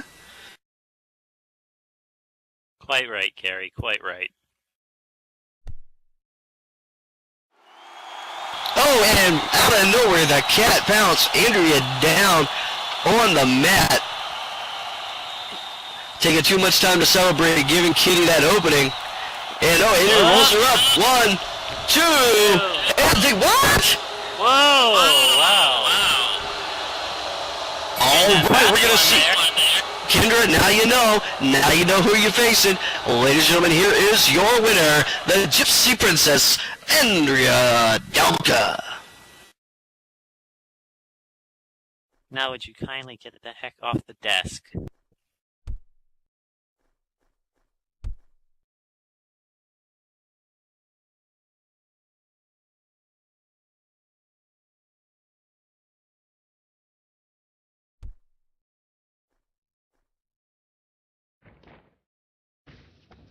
Oh God! Not, someone got some sanitizer, please. For the love of God, someone get me some sanitizer right now.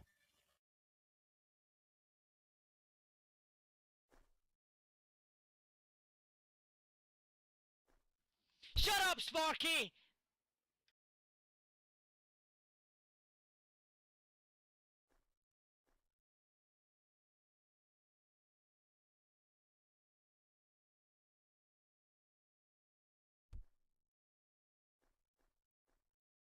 High five.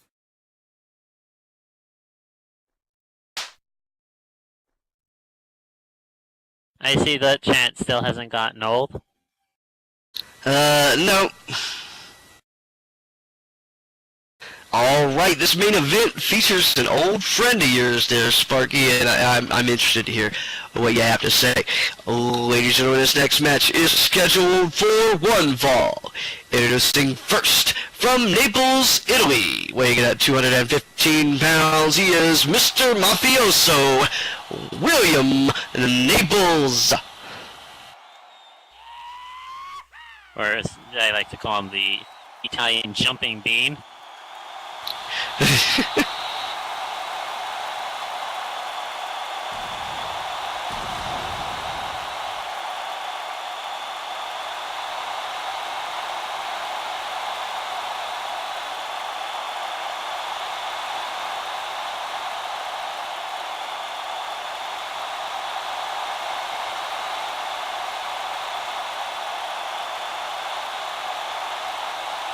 The flying pizza, yeah, that's a good one too.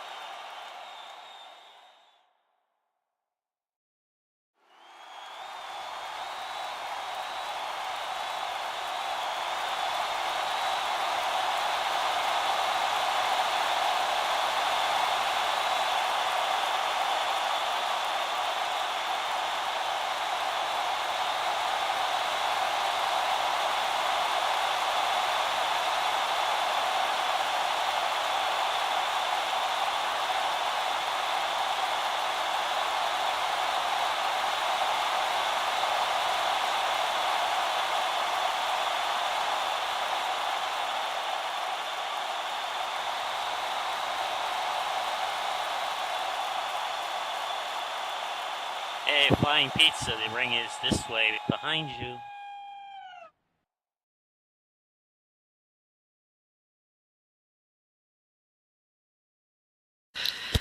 And his opponent from Cleveland, Ohio, weighing in at 220 pounds. He calls himself the sexiest man alive, the DCWF Cruiserweight Champion, Ravishing Rock Reynolds. Dear God, I hope he's dressing better now.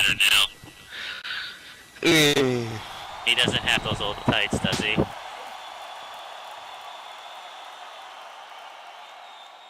I will give you no spoilers.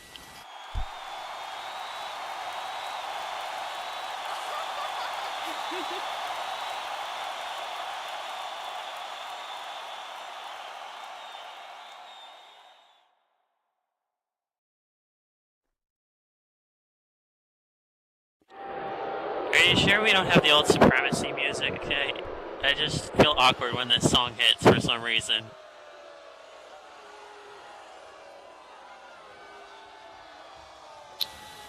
Oh, my dear boy, don't you know? Supremacy is dead.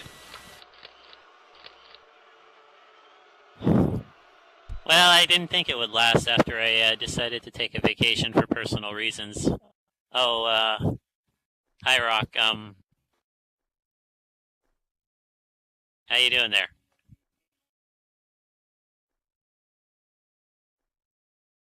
Look at that, you get to look after your own belt. How cool is that?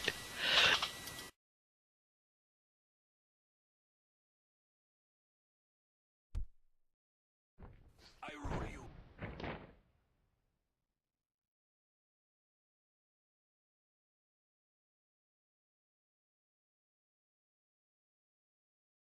And he still has those tights. Oh boy. You know, I never did like that about Rock. Those darn tights. Just You're so such a awkwardly fashionista. colorful.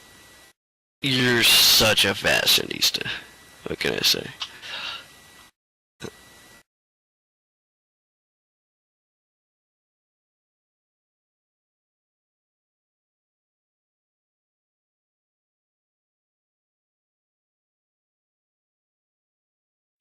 Well, these two gentlemen look like they're ready to face off.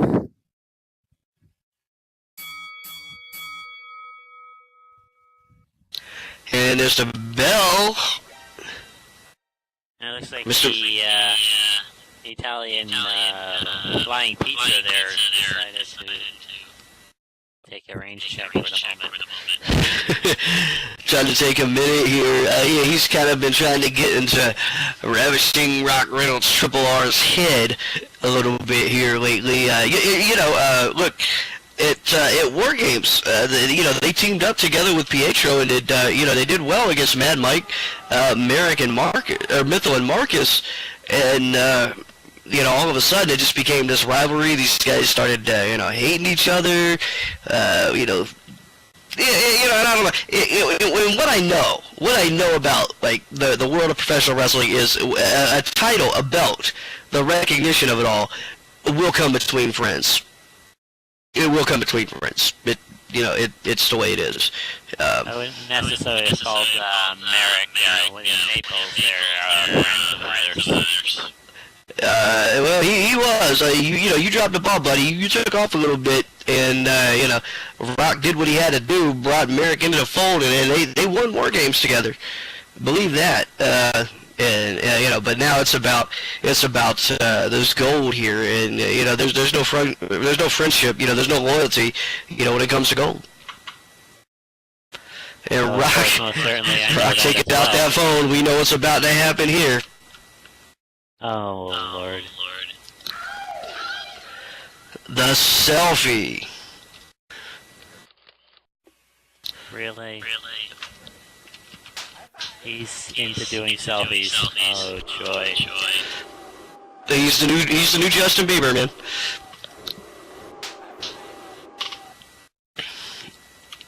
All right, William Naples got himself together back in the ring.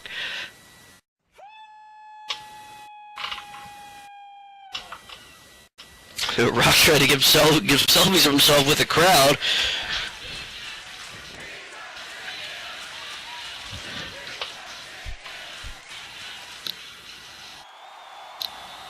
Rock, put the phone down.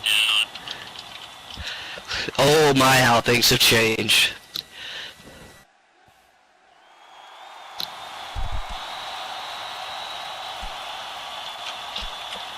But what hasn't changed though is Rock's skill, and he just comes out swinging there.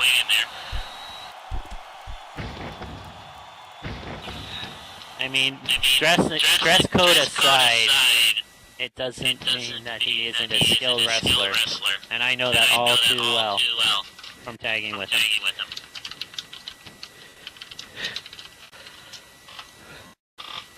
As Rock gets a headlock in on Williams Naples. Rock coming out strong, and this William off the rope though. And firing through, sending Rock to the mat. Look, Mr. Mafioso, deadly fast. I don't know what it is. Off the ropes again, and boom, with a kick right to the face. That's why he's a flying pizza. He just comes out of nowhere there. I mean, like I look at William Naples. I see a young Basil Wingo, a young Jericho Scarbridge. We know how far they went in the DCWF. And Rock sending him to the rope, catching him with that arm drag. Well, if I recall correctly, Merrick received training from that famous duo there. And you can see it definitely shows. And Rock just kicks him down. Ground a high flyer, that's what you do. That's what you do, Rock. I think I know where you stand in this match right here. And Merrick gets up and over onto the top rope, up again. Sweet Jesus. And again with those drop kicks and shining wizards, just an onslaught. Good God almighty, all those kicks. Someone time that? Off the ropes, drop kick. Off the ropes, wizard. Off the ropes, kick. But it's just gotten ridiculous fast here. And Rock catches him that time in the tilt-a-whirl backbreaker. There you go, ground that high flyer. Boom, work the back end of the chest there.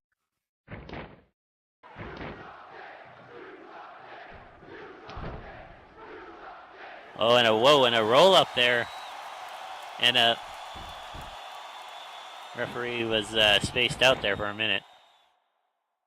Well, 1 count only as managed to get out of it. Clearly, Chad didn't go to my refereeing school. Yeah, he's doing a better job. Hurricane Rana there from Rock. Sending Mr. Mafioso. Oh, reverse Irish whip there. And, oh, the calf kick from Rock Reynolds. Rock, a little bit of speed, a little bit of ups to him as well. Drop kick, but he rolls up. American's just like kick there to the American section. And a nice neck breaker there.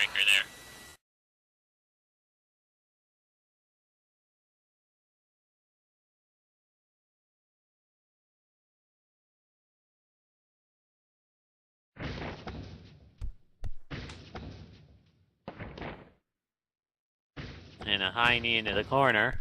And, oh, but Merrick comes back with a kick of his own.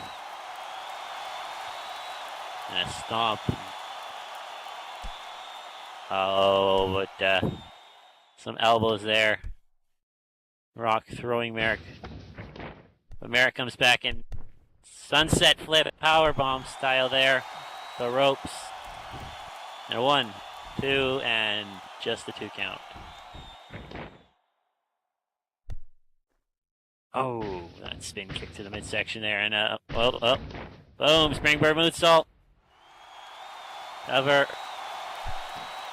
Arm over. 1 count only. As 1 count only as Rock kicks out. This match incredibly fast-paced, incredibly high-flying, lots of action here. And basically, what I found out for both of these guys, and they were doing this independently of each other, and I didn't know it, but for their pre-match routine, they pretty much go into the John and smoke a bunch of crystal meth, come out and perform like this. I'm all about Breaking Bad.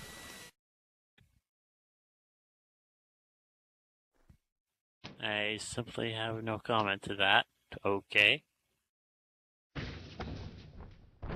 But yes, certainly Merrick and Rock both quick on their feet there. Oh, my apologies, William Naples. And William going for that rebound crossbody, and Rock catching him with a temple kick and a Shining Wizard taking him down. Both of these guys, fighting the same fight here pretty much. Back and forth, and Sparky, what do you think? You think you're ready to get back in with these guys? Another rebound crossbody, and Rock goes down. Well, there's more than one way to wrestle. That's all I'm gonna let you know. Well, that I know, because I couldn't do any of this stuff.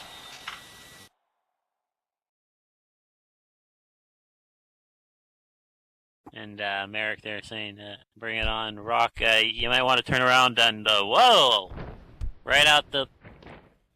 Oh, smart there.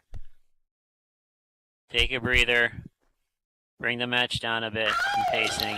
And, oh no, we saw this. What the hell is walking Merrick? across the ropes. Off the ropes. Oh man, if he ever stops wrestling, he's got a hell of a job coming as a tightrope walker in the circus. Dear God Almighty.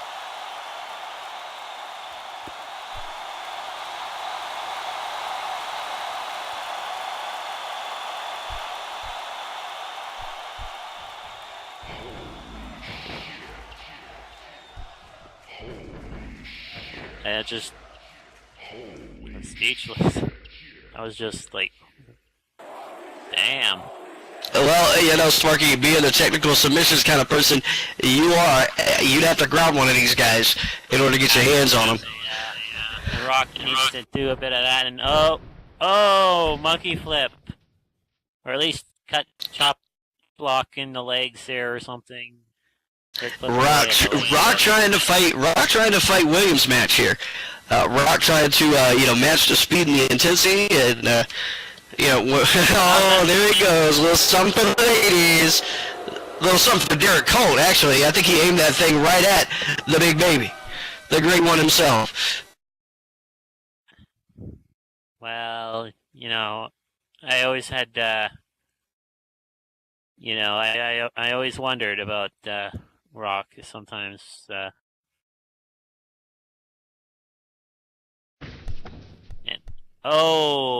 Trying for a crossbody, but rolls over, goes to the opposite corner, and boom, a moonsault there. As he likes to call it, the rock salt. Clever. And he catches that one, jumps over and moves to the other side, hits him with the rock salt, and now the pin. 1, 2, and no! William Naples gets that shoulder up. This one's going to continue. It's Rock being the stronger of the two, could be powering this whole thing down, but he's choosing again to go to the top ropes. Yeah, the Rock salt not hard enough to with that connection there. And high rent goes for the knee drop. Flips over. Not quite making it. High risk again, and oh dear God. Tilt-a-whirl into what looks to be like a sunset flip type. They hit a pin. Monkey flip there. 1, 2. And Rock powering out. That's the one disadvantage Mr. Mafioso has in his match, is that Rock has got a little bit of strength on him, but using his quickness to his advantage, able to avoid lots of Rock's power situations. And off the ropes again he goes, and Rock catches him and just tosses him up in the air. And there's this Sweet Dreams. Dear God, kicked him right out of the ring. Right outside the ring. See, that's what happens when you rely all too much on high risk and agility there. That's what happens.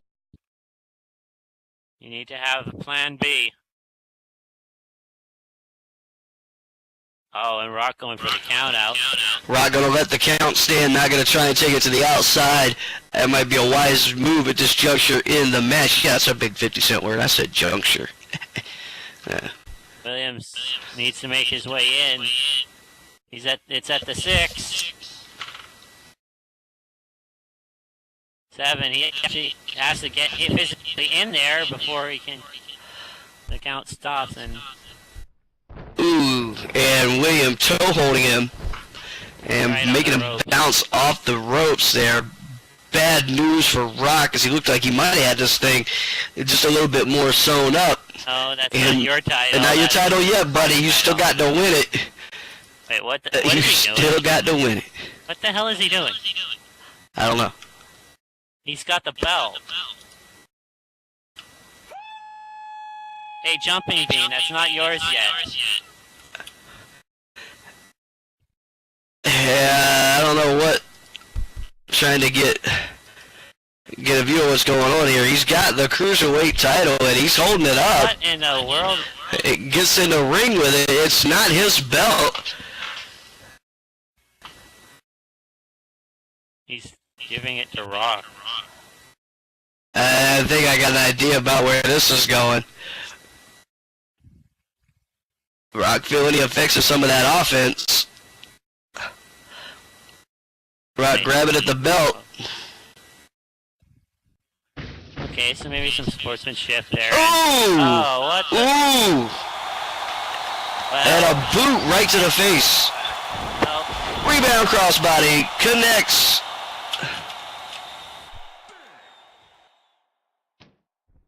I see, technically he didn't, I guess, use the title belt there. And he pins him for the 3 count. Ladies and gentlemen, look for these two at Blizzard. Lord knows how this is going to turn out. Ladies and gentlemen, here is your winner, Mr. Mafioso, William Naples.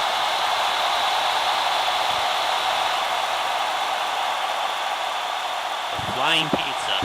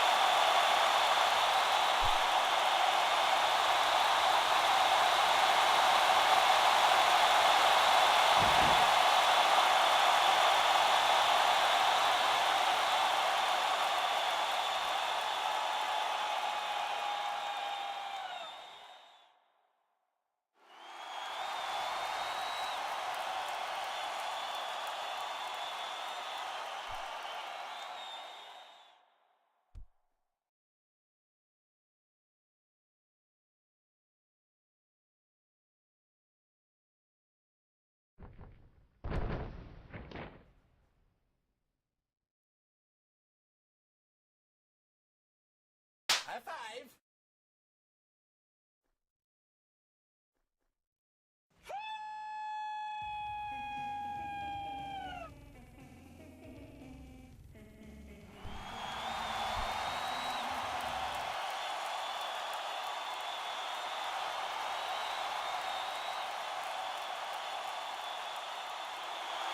All right, folks, 2 hours on the nose, DCWF Saturday Showdown. Don't forget to check us out Wednesday for Warzones. We're going to bring you a couple great matches as always, and stay tuned to the Facebook page because we're going to put the tour dates up. We got a huge road to WrestleFest tour. I'm looking forward to it. I know you are too. For myself, Cotton McKnight, and I guess Kendra was down here too, and Sparky Keaton. Welcome back, by the way. We'll catch you next time.